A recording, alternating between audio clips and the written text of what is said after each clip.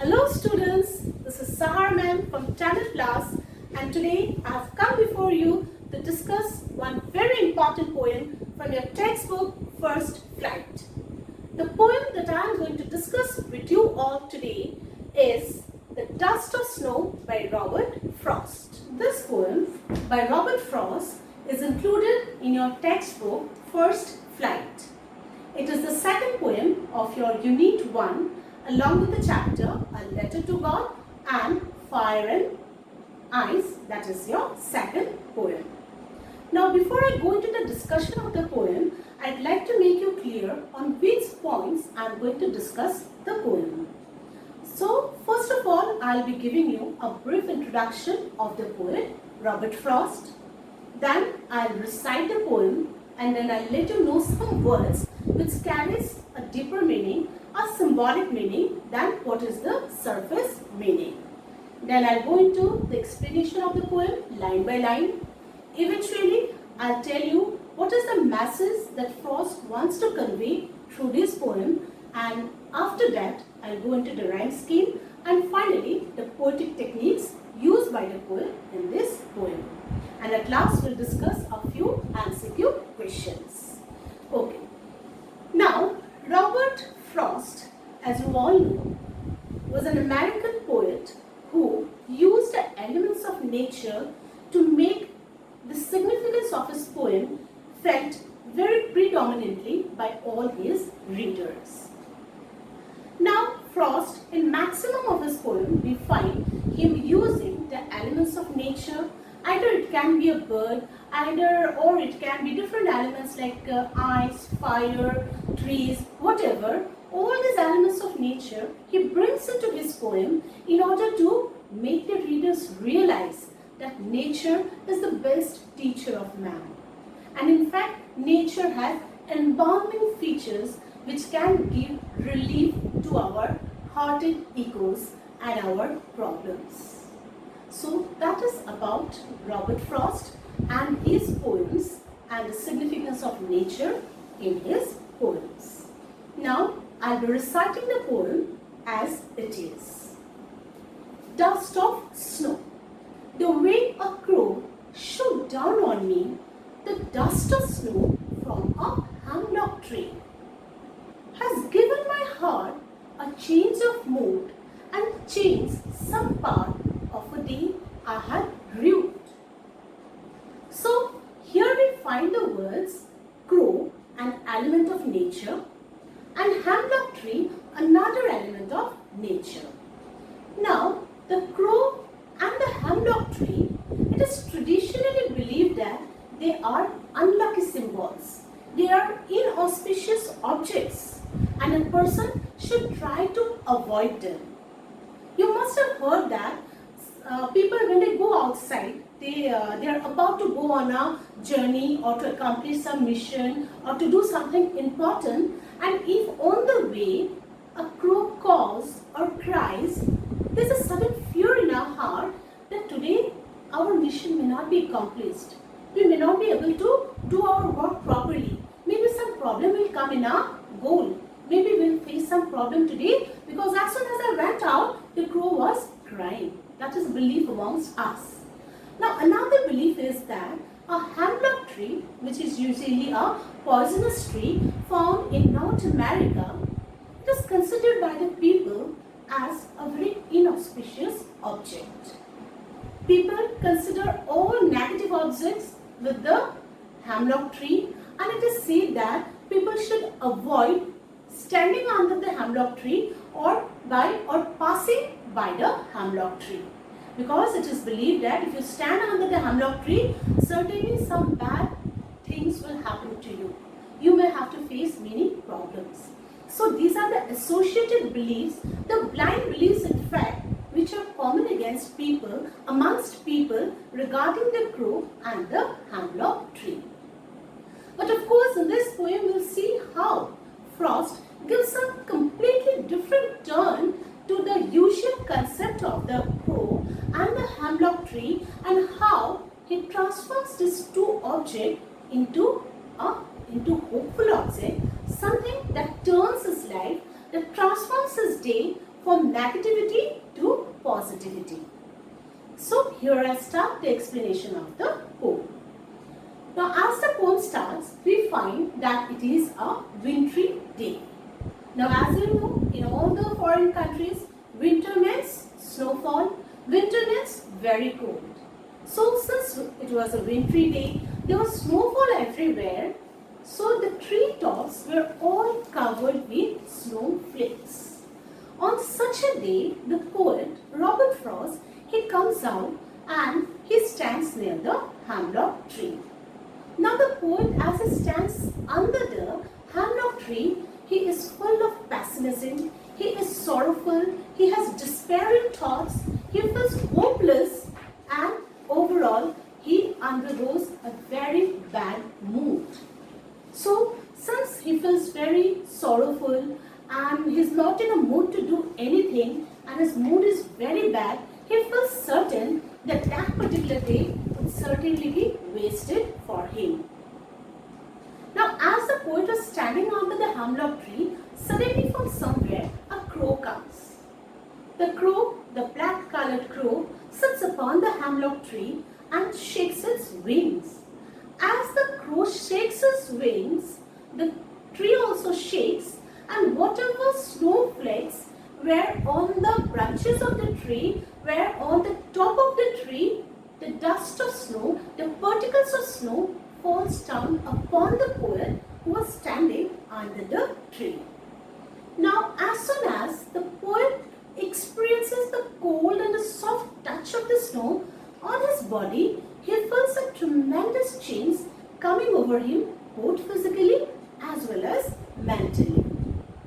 The physical touch of the cold and the soft snow makes him feel relaxed, refreshed and energetic. And at the same time, the soft touch of the snow on his body brings about a great change in his mentality. He feels all his sorrowful, hopeless, despairing thoughts moving away and giving space to hope, to positivity and uplifted spirits. Once again, the poet feels energetic, the poet feels hopeful, he is full of positivity and he feels that no longer the day will be wasted and certainly he is going to use his day to do something worthwhile. So in this way we find how the poet changes the traditional views of the crow and the hemlock tree, and he makes the reader believe that there is nothing ominous, there is nothing inauspicious, there is nothing unlucky associated with the crow or with the hemlock tree, which are elements of nature. He wants all readers to believe, to have the hope that nature can never be inauspicious for people. We should believe in nature, we should love nature, and we should try to learn a number of things from nature, certain things which we may not learn from the human society. So here I come to the explanation of the poem. Now, from this poem, an important question sometimes comes: what is the message that the poet wants to convey to the reader through this poem? Multiple choice can also come. What is the message of the poem? Now the message that the poet wants to give the reader, the first message is that problems and difficulties are a part of our life. If we are alive, problems will be coming in our life, obstacles will be coming in our life, but we should always face our obstacles, face our problems with a courageous mind, with patience, with determination, and we'll find that this magic qualities of determination, patience and courage will remove all the problems from our life, and we will be able to move forward towards our goal or mission of life. So we should move out. So we should move out of blind beliefs. We should move out of blind beliefs and we should consider everything logically. A logical mindset is very necessary in us. It is very necessary to be courageous, to be patient during our difficult times, and it is also very necessary that we should move forward with positivity in our mind and with enthusiasm in our heart. If these qualities are there in us, certainly no problems of life can ever hinder us in our path of success. So this is what Robert Frost has to convey to its readers. Now we come to the rhyme scheme used by Robert Frost in the poem. Just look closely. The way your crow shook down on me. The first line ends with the word crow. The second line ends with the word me. Now crow and me, the words are not rhyming. The words are not same in the pronunciation. So first word we have marked as A. The last word of the second line, since it is not rhyming with crow, we have marked as B. It is a different pronunciation. Now we come to the third line.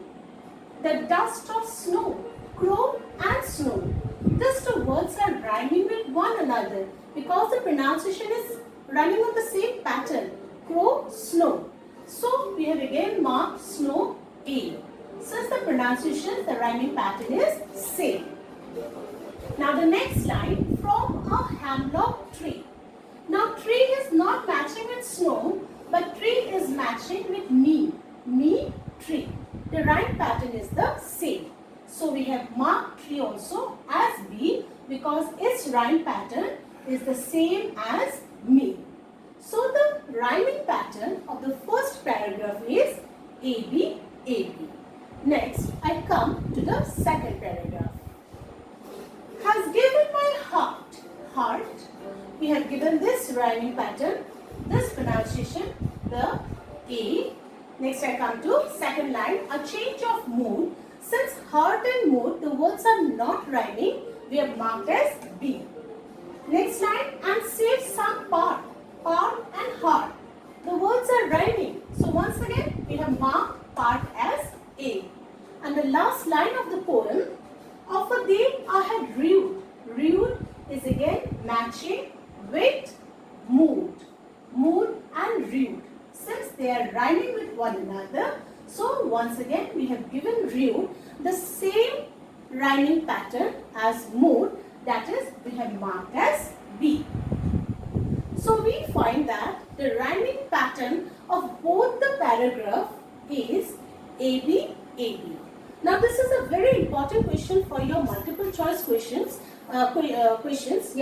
because often multiple choice it will come, what is the rhyming pattern of the poem?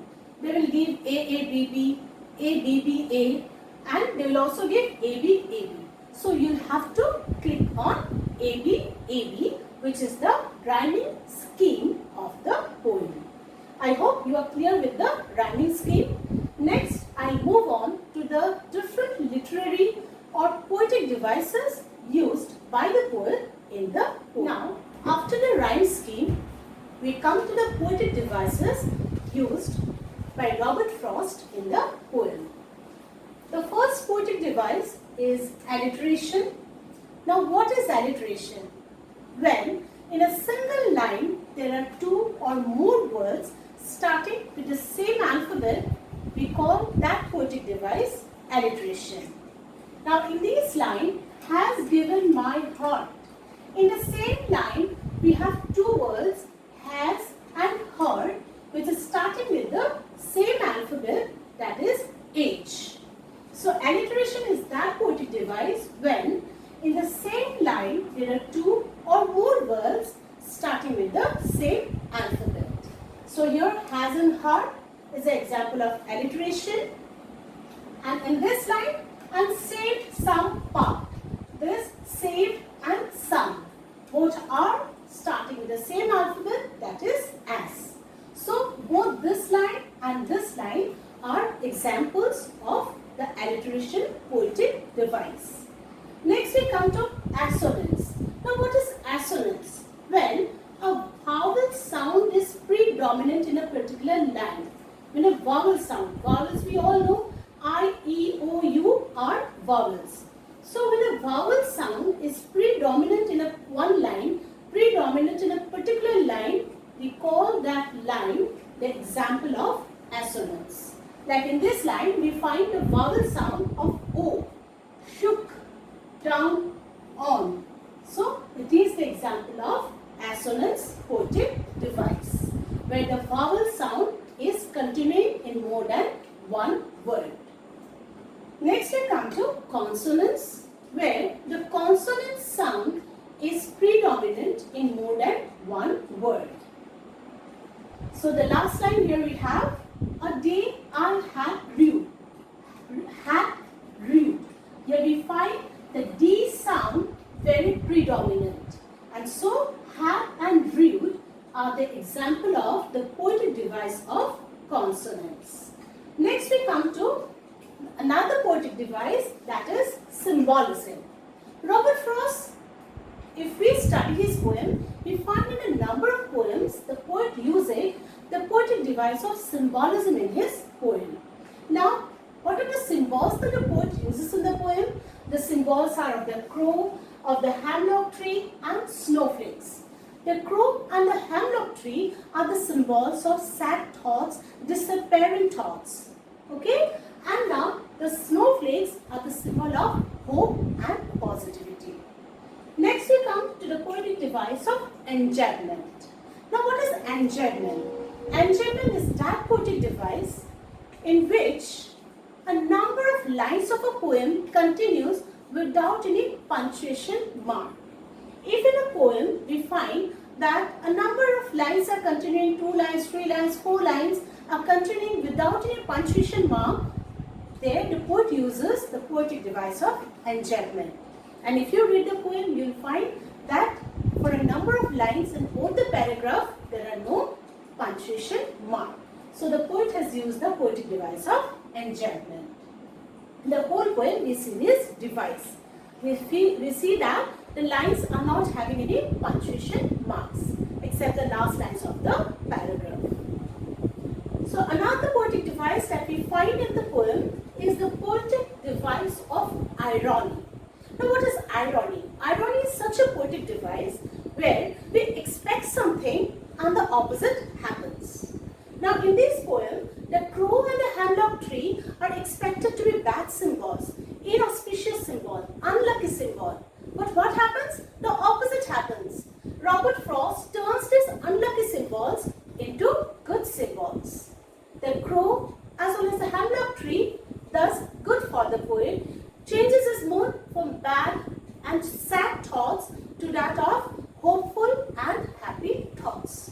Since here the bad things are given a shape of good things, here we find the poet using the poetic device of irony, where something bad is turned into something good.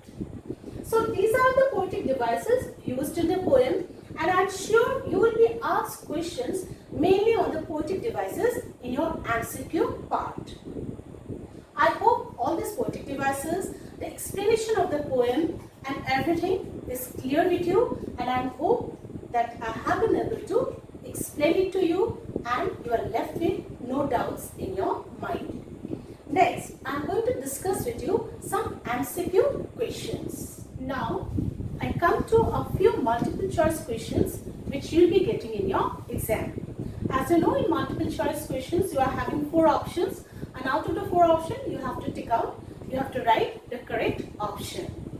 So, first question is, Robert Frost presents the crow in the poem to represent, first option, good luck, second option, bad luck, third option, sorrow, fourth option, confusion. And the answer is, of course, Robert Frost uses the crow in the poem to represent good luck and hope. Second question, what was the mood of the poet initially? As the poem starts, what was the mood of the poet?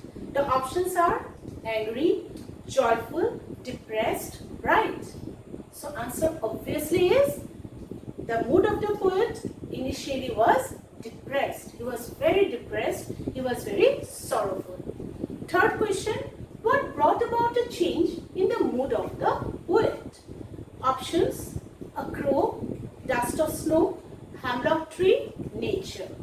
Of course, it is the dust of snow falling upon his body which brings about a change in his mood and transforms his mood from bad to good. Next question. How does the poet feel when the snow falls upon him. Options are refreshed. Second option, annoyed. Third option, cold. Fourth option, confused. And of course, the answer is the poet, when the snow falls upon him, feels refreshed. And this refreshed feeling makes also his mentality refreshed and changed.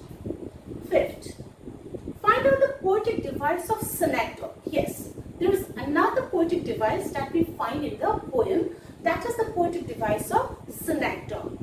Now, we have a line in the poem, has given my heart a change of mood. Has given my heart. Has given my heart is the example of the poetic device of synecdoche. Now, what is the synecdoche? Synecdoche is that poetic device where a part stands for the whole person. Here, a part of the human being, a part of Robert Frost, that is his heart, is standing for the whole person. That means his heart has undergone a change and the mentality of the whole person has undergone a change. That is synecdoche, when a part stands for the whole. Here a part, that is heart, is mentioned, but we don't only mean that the heart of the poet was joyful. In fact, the poet as a whole was feeling joyful because of the dust of snow falling upon his body. So what is the example of synecdoche in the poem? Of course, the line, has given my heart. Now you have to find out the poetic device used in the line, has given my heart. Another, in this line, has given my heart, there are two poetic devices. First one I have said, that is synecdoche, where the heart stands for the whole person. And the second literary or poetic device in this line is a poetic device of alliteration, as I have already explained. Has and heart. Next question. What is the rhyme scheme of the poem? Already I have discussed. The rhyme scheme is AB, AB in both the paragraph. Next question. Which poetic device can be noticed throughout the poem? Options are simile, metaphor, alliteration, enjambment. Now, the poetic device which is noticeable throughout the poem is of course the poetic device of enjambment, where we find both in the first and the second paragraph the lines continuing without any punctuation mark. Next question. What is the meaning of the word rude? Options are liked, favored, missed, regretted. Of course, the correct option is the meaning of the word rude is regretted. The last question, find out the poetic device of assonance. Options are shook down on me, a change of mood, the dust of snow, a day I rued. As I have already explained, assonance, the line is shook down on me, where the vowel sound of O in three words are very prominent. So, the poetic device of assonance is very well evident in the line shook down on me. These are some of the very important questions from this particular poem, and I expect that of course the questions which I have discussed with you will be coming for your MCQ in your term 1 examination. So students, that's all for today, and here I come to the end of my class. Hope my class has been fruitful for one and all. Thank you.